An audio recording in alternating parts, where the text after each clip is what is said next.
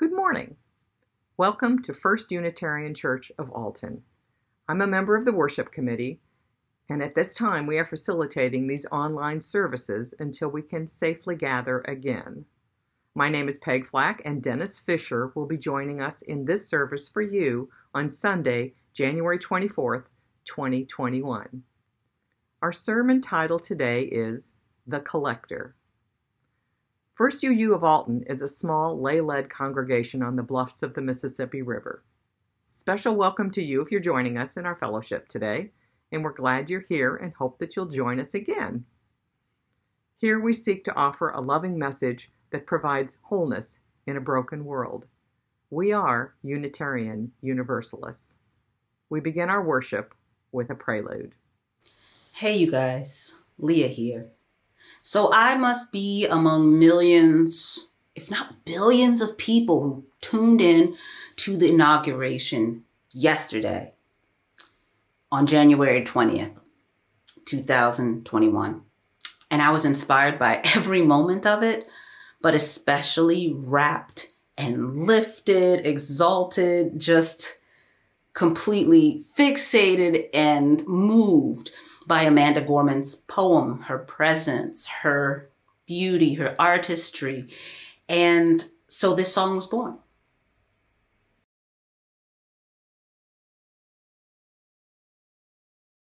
There is always a light when we are ready to see it. There is always a light when we are ready to be it. To see the light, to be the light, to raise our eyes in the dark of night, to climb this hill, together we will. There is always a light in the dark. We are ready to see it. There is always a light in the dark. We are ready to be it. To see the light, to be the light, to raise our eyes in the dark of night and be a gift. Together we will. There is always a light. There is always a light. We are ready to see it. There is always a light. There is always a light. We are ready to be it. To see the light, to be the light, to raise our eyes in the dark of night and be a gift. Together we will. There is always light. There is always dark. There is always light. There is always dark. To see the light, to be the light, to shine in the dark of night and be a climb this hill. Together we will. There is always shine. There is always in the dark. There is always shine. There is always dark. Be the light.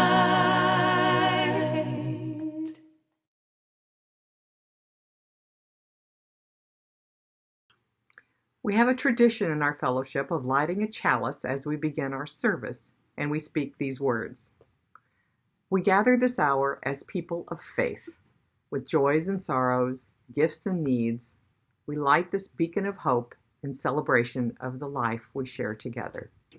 And now our opening words. Hi, I'm Dennis. Thanks a lot for joining us this morning. I have opening words by the great playwright, George Bernard Shaw. He said, if you have an apple and I have an apple, and we exchange those apples, then you and I will still each have one apple. But if you have an idea and I have an idea, and we exchange those ideas, then each of us will have two ideas. We're going to exchange some ideas this morning. I hope that you will enjoy the exchange.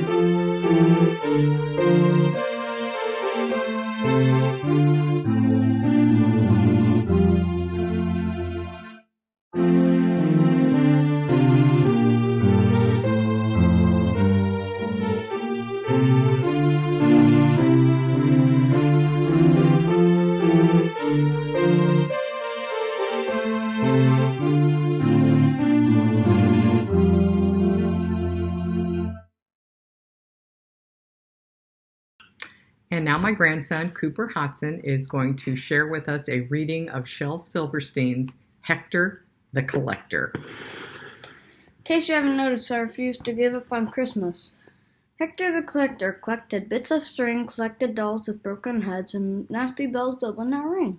Bent up nails and ice cream sticks, twists of wires, worn out tires, paper bags and broken bricks, old soup faces, half-shoe faces, Gatling guns that would not shoot, leaky boats that would not float, and stopped up thorns that wouldn't toot, butter knives that had no handles, copper keys that fit no locks, rings that were too small for fingers, dried up leaves, and patched up socks, worn out belts that had no buckle, electric trains that had no tracks, airplane models, broken bottles, three-legged chairs and a couple cracks. Hector the Collector loved these things with all of his soul, loved them more than the shining diamonds, loved them more than glistening gold. Hector called to all the people, "Come and share my treasure trunk." And all the stiffy, sightless people came and looked and called it junk. However we meet, we're held in love and find communion with each other. No walls confine us. May our faith be strengthened, and may our practice of loving kindness enrich all lives. Unitarian Universalism is based on 7 principles that are all-encompassing and global, yet dogma-free. They will be listed at the end of today's service in their entirety. Referencing those 7 principles several years ago, we invited members of our faith community to share with us their personal credo, their elevator speech, so to speak. How would you briefly respond to someone who asks, what exactly is a Unitarian, or what do you believe? And today we're happy to invite Pat Moore to share her Unitarian moment with us. Hi, my name is Patty, or Pat Moore, as most people call me. This is my credo of why I'm a UU. I was raised in North Carolina as a Southern Baptist and baptized at the age of 12. But I often wondered if I was really saved, since I never felt any big vision from God, or changed in any way in who I was, since I really wasn't a big sinner at that age.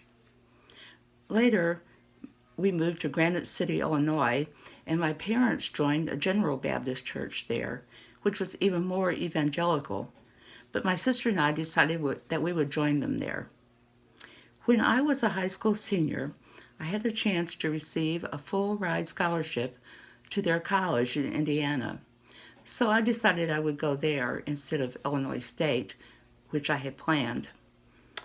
At first, I felt obligated to stay with that belief since I was on scholarship, but I really began questioning more and more why people who had never even heard of Jesus and those from other Christian denominations who had the wrong beliefs could be condemned to hell.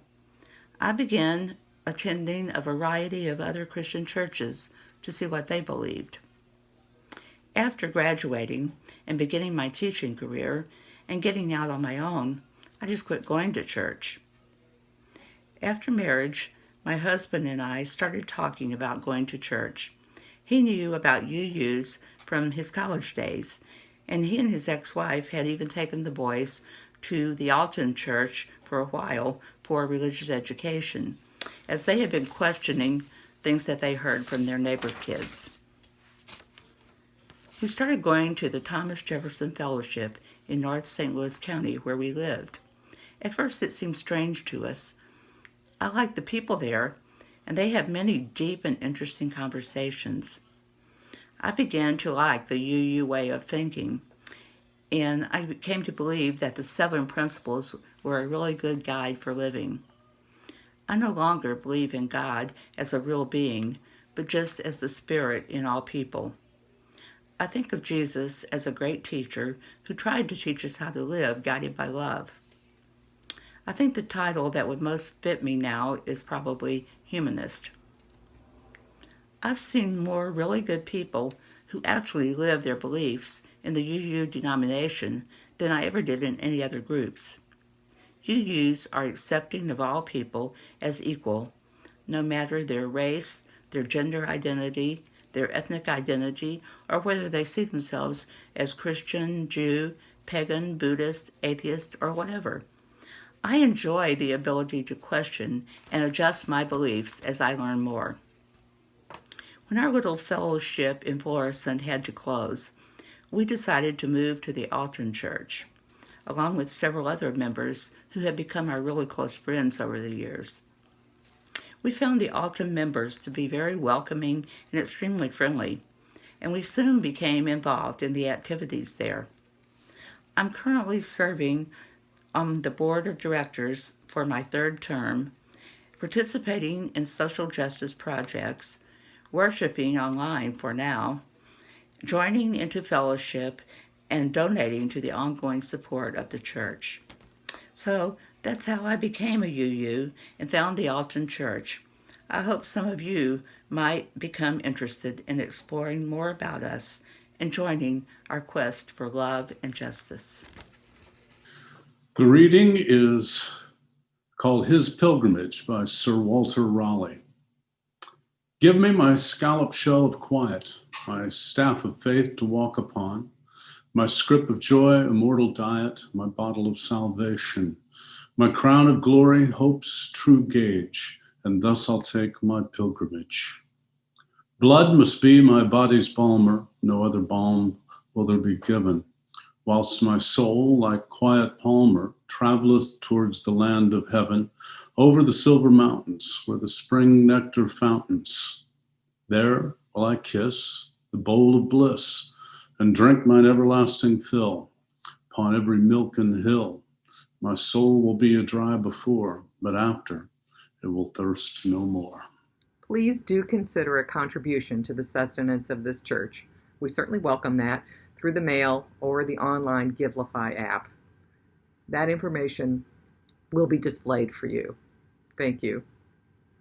To the work of the church, which is weaving a tapestry of love we call community, we dedicate ourselves, and these are offerings.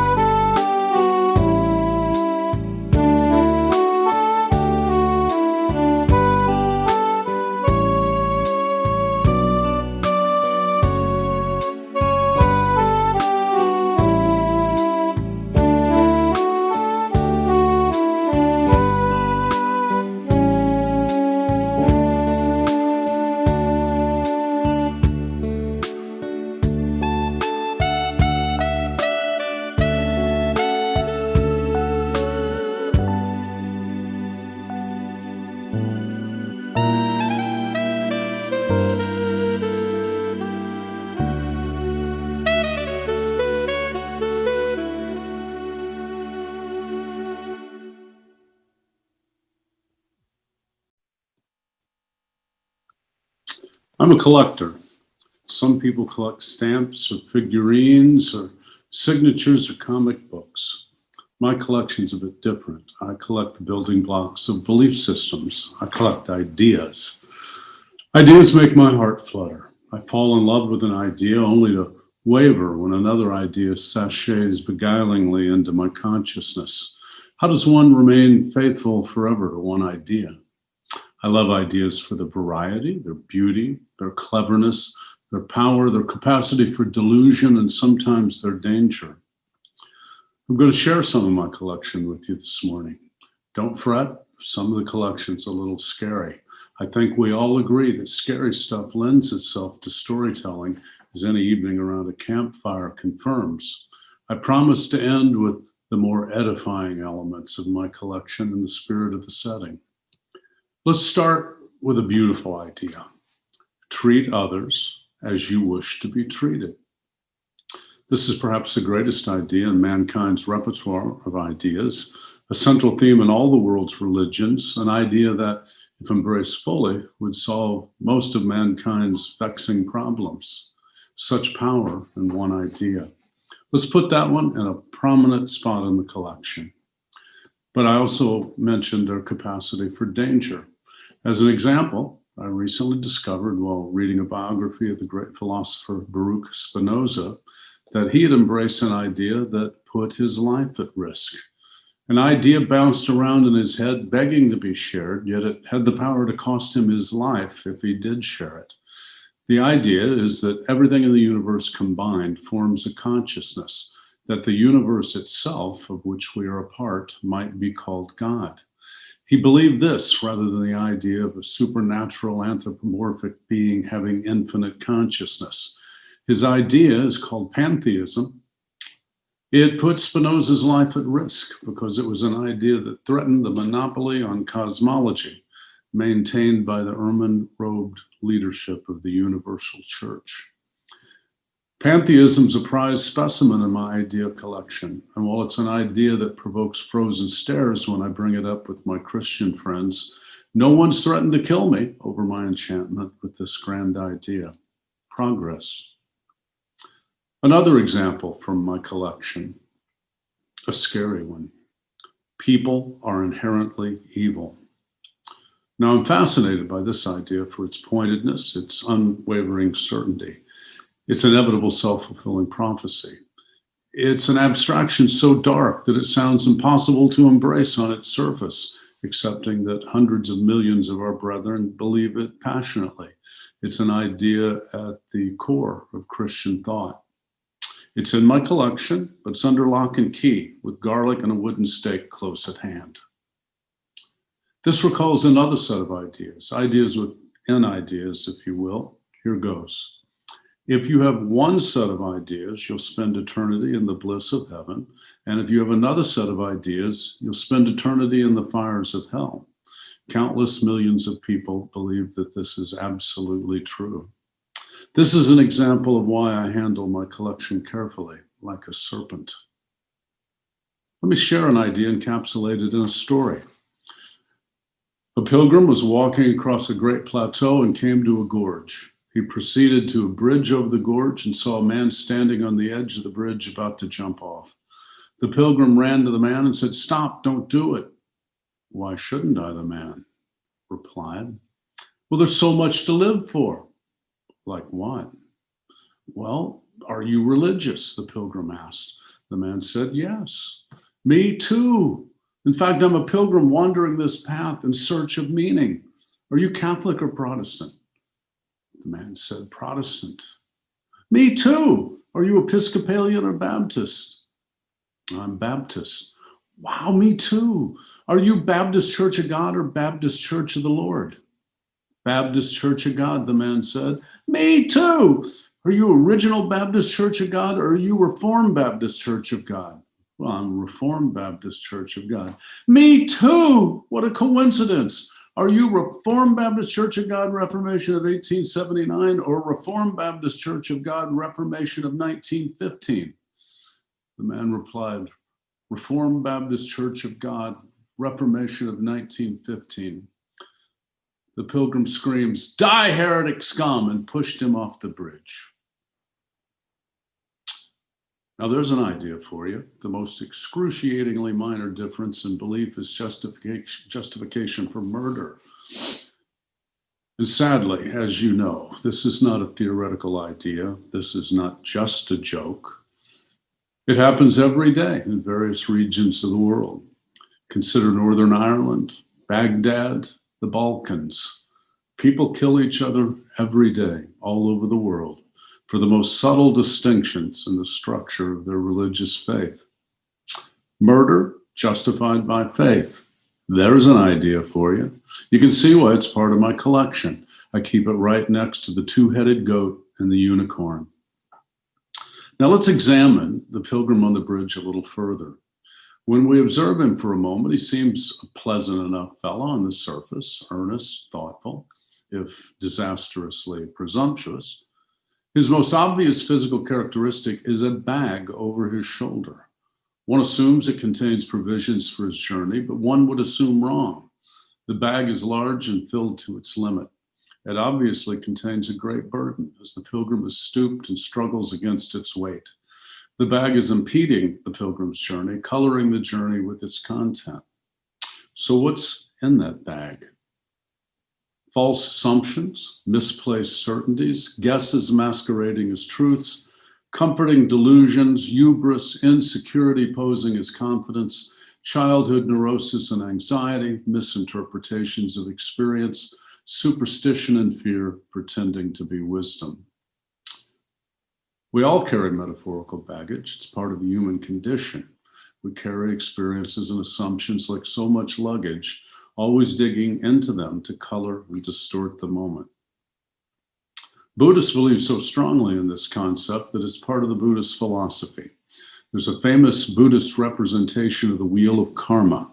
One of the figures on the picture is a man with a great bag over his shoulder. The bag represents all the negative experiences, assumptions, habits, memories, and so forth that we carry with us, distracting us from living in the moment, burdening us with the karmic residue of our lives. The bigger the bag, the more negatives it contains. The greater the burden you carry, the less likely one is free of its constraints. Imagine for a moment that all those nasty experiences, memories, neurosis, and so forth that you harbor, those relics of your past that impede your ability to feel content, fulfilled, self-actualized, and in the present. Then consider them as the contents of a bag over your shoulder. Every step you take, every moment of your life, the bag is there impeding your progress, diverting your attention, making any task at hand more difficult. So, here's another idea in my collection. All humans carry a metaphorical bag over their shoulders, and the bag filled with life's travails, damaging relics of their past.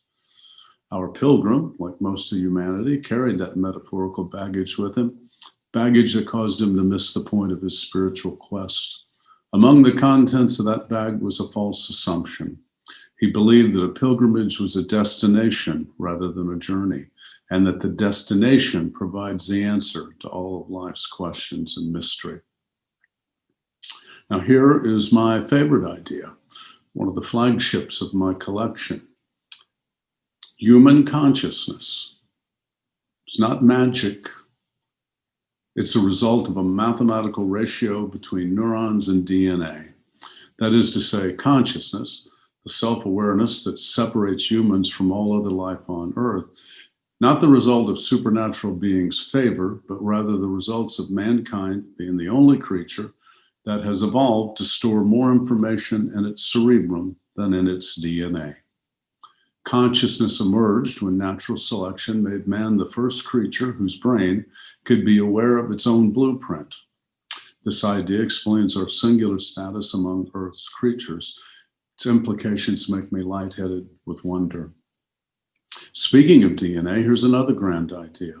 The genetic blueprint contained in all DNA proves that everything from bacteria to aspen trees to grasshoppers to humans are all cousins on the same family tree. It's remarkable. Miraculously, DNA also contains a map of our history, literal evidence of the physical journey our ancestors made out of the Rift Valley in Africa to all points on the compass. Each of us in our homes staring at this screen has in their very cells a record of their ancestors' journey across the planet. One might imagine our DNA is a religious relic we carry everywhere with us, a relic of our ancestors' pilgrimage across planet Earth. Now, we're fortunate to be in this church, the Unitarian Church. One of the attributes of dear souls drawn to Unitarian Universalism is viewing life itself as a pilgrimage. This is another one of my favorite ideas. The original idea behind pilgrimage was this: a quizzical soul journeys to some physical destination in order to get closer to God. Historically, a pilgrimage meant a journey on a premeditated geographical path to a specific geographical place. And that place, it was assumed, was a meridian, a set of coordinates blessed by the Creator, a place that coalesced the faithful with God. Pilgrimage is so important to Muslims that the pilgrimage to Mecca is one of the pillars of Islam. Every Muslim who's physically and financially able must complete the pilgrimage to Mecca in their lifetime. Christian pilgrimage was a spiritual fad in the Middle Ages. It faded out somewhat. Now it's undergoing something of a resurgence, with many of the ancient pilgrimages finding favor once more. The history of pilgrimages in Europe is well documented and allows us a glimpse into the details of the arduous experience for the medieval pilgrim. One pilgrimage of note was across northern Spain. It ended in Santiago. It's called the El Camino de Santiago. In the Middle Ages, this pilgrimage held great favor with the faithful. In this day and age, when we all bemoan the commercialization of religion, commercialization of life, it's interesting to note that a pervasive pilgrimage industry developed along the path of the El Camino de Santiago. To serve the great number of pilgrims, hospitals, churches, hospices, shrines, lodging, eating establishments, shops for supplies, and even souvenirs sprang up along the trails to the great cathedral in Santiago. Spirituality is lovely, but commerce paid the bills then as it does now. An essential part of the pilgrimage experience was encompassed in the tradition of religious relics. Not metaphorical relics like I alluded to earlier, but actual physical objects with what they believed to be supernatural healing powers. The El Camino de Santiago pilgrimage was an homage to St. James, and what better way to finesse the hearts of pilgrims and get into their pocketbooks than display physical relics of St. James at the journey's end. The Saint relic business became a growth industry, surefire way to draw the faithful to whatever attractions might be along the path. The difference between a prosperous community and a dismal backwater might be established by the quality of religious relics displayed in their churches. The biggest crowd pleasers were pieces of the mortal form of a saint, that is to say, pieces of a dead body. St. James was represented by bits of bone in the Santiago Cathedral. This seems something of a stretch, considering that he'd been dead well over 1,000 years before the cathedral opened, and his burial was in dispute. Pilgrims apparently were quite forgiving on the provenance of a relic. While traveling in Europe, Mark Twain noted that he's seen enough splendors of the cross ensconced in churches and cathedrals to reconstitute the original cross with a few splendors left over. You might call him a skeptic. I myself, while visiting a lovely church in Rothenburg, Germany, laid eyes on an altar carved by Germany's greatest sculptor and woodcarver, Tilman Riemenschneider. It's called the Blood Altar. It's so named because it contained a vial with 3 drops of Jesus's blood. I was unable to find a docent who could provide me with documentation of the chain of custody of the blood over the 1,500 plus years between the crucifixion and the construction of the altar. That detracted from the ambience of it just a bit for me, but by asking about it, I was labeled a troublemaker. It's worth noting that thousands of tourists visit the blood altar every year and provide a sizable portion of the community's economic base, and they don't seem to find a problem with the provenance of that blood. So this is another idea of my ever-growing collection. Prosperity and grace can be delivered by supernatural innards. It's worth noting that Riemenschneider got sideways with the Prince Bishop of Würzburg. He had sided with the peasants over the royalty of the church, and the bishop had his hands broken so he could never sculpt again. The Lord works in mysterious ways. Now, we inevitably come to the thought that crossed my mind when viewing the magnificent work of art that is the blood altar. The ultimate religious relic for a church wanting to make a name for itself on a pilgrimage trail would be a relic physically related to Jesus. There's a decided economic advantage to such a possession, but you have to acknowledge a logistical problem.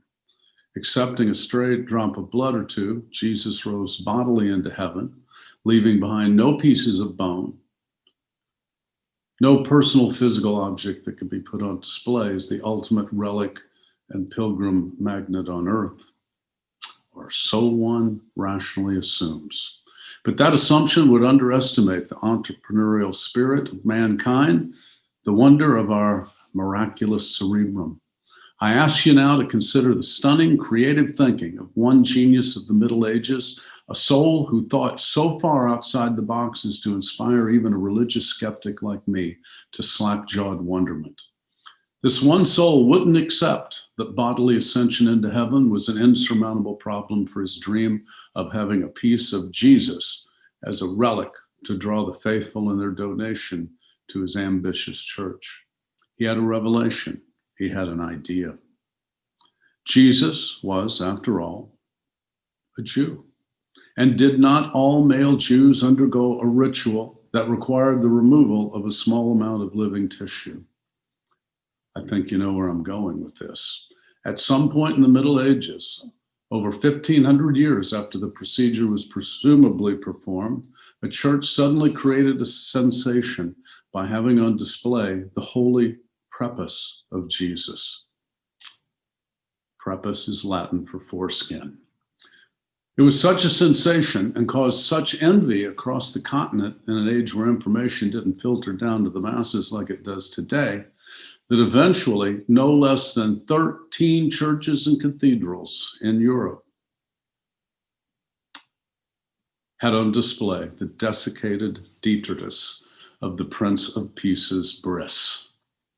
Up until the 1980s, there was a church in Italy that continued to have this holy relic on display, and each year had a festival in its honor, parading the holy prepuce through the streets, past vendors and souvenir stands. When it comes to matters of faith, friends, anything is possible. So I think we could agree unanimously that the idea of a holy prepuce goes into the Idea Hall of Fame in a prominent alcove near the entrance. The removal of living tissue can involve ritual, as we've seen, but occasionally it's more haphazard. An idea that resonated with me led to the loss of my finger, a painful example of the power of ideas. When I joined the UU Church with the image of a flame as its visual symbol, it occurred to me that a votive stand, like I'd seen so often in Europe, would be a perfect fit in a UU church, allowing those reticent to take part in joys of concern to light a candle in a more private, contemplative setting. I took it upon myself to build a votive candle stand to bring this idea to life. And I wanted to donate the votive candle stand to the church. And the result is in the rear of the sanctuary in the Joliet Unitarian Universalist Church. In the process of building the stand, the process of bringing this idea into creation, I indulged in a brief and misguided moment of haste. Did a quick bit of joinery on a piece of wood that was too thick. The guide failed. My finger dropped onto the blade. My finger was partially severed, and the rest had to be amputated by a surgeon. The mechanics of surgically removing the finger was unsettling, as you might imagine.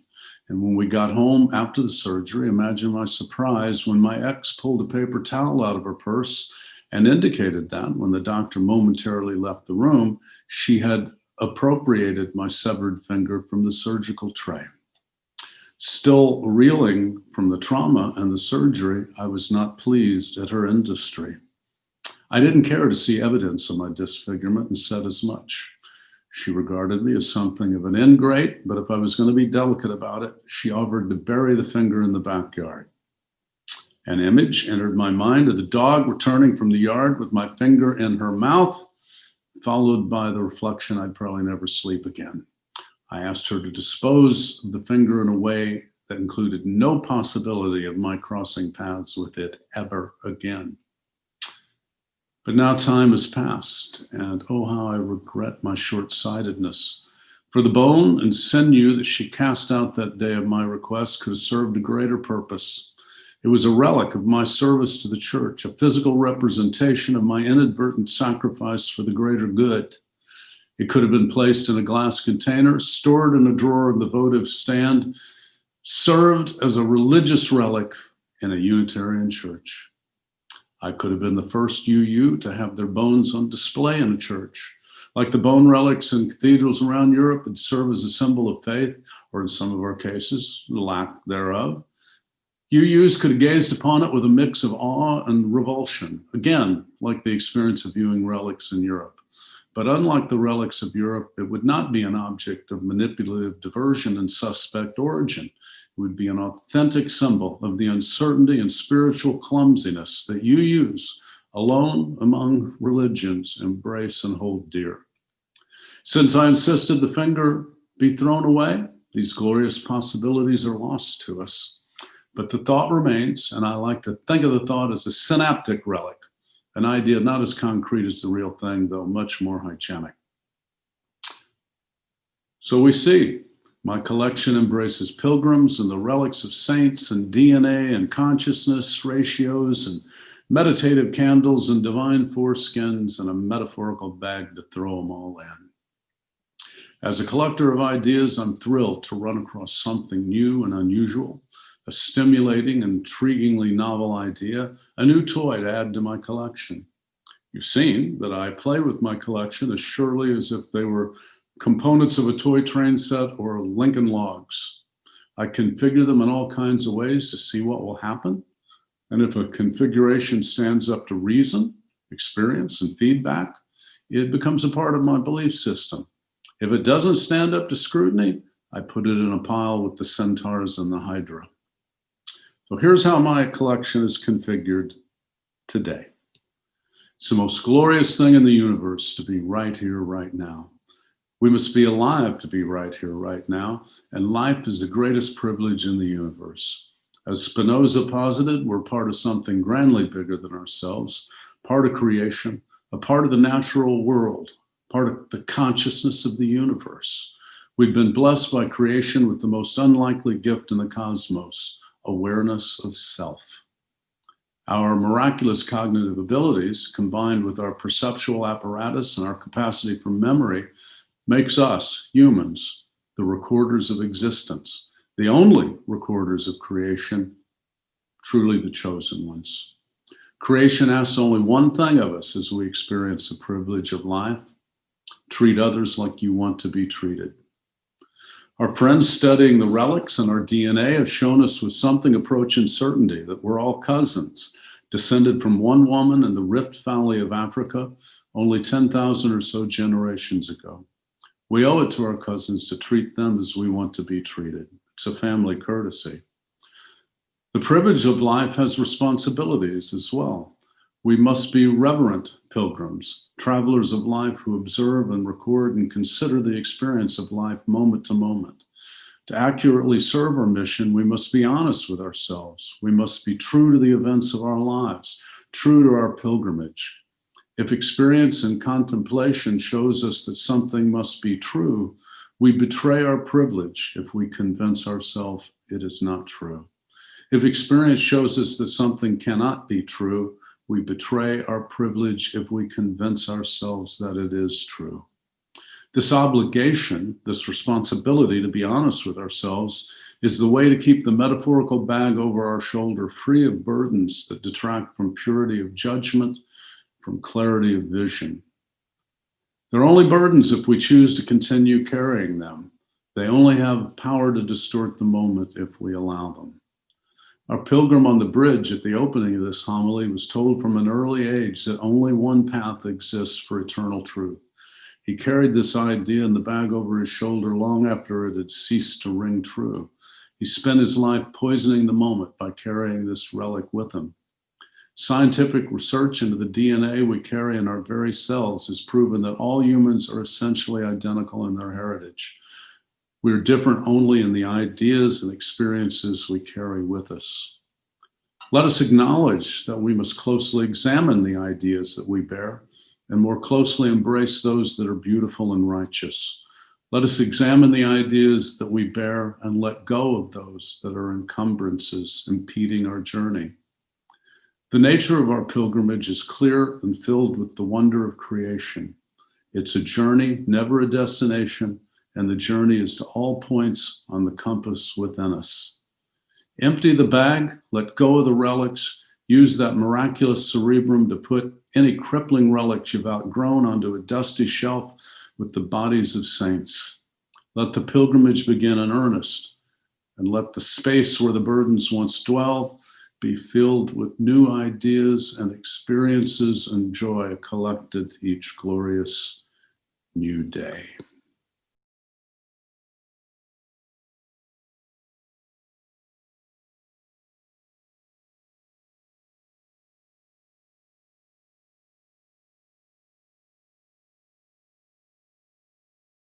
Our service is now concluded.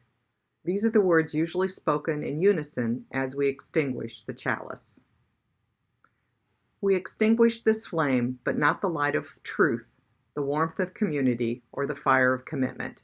These we carry in our hearts until we're together again. And we do hope you'll join us next week. And now, our benediction. The closing words are quite brief, but I've babbled enough. This is by Frank Lloyd Wright. An idea is salvation by imagination.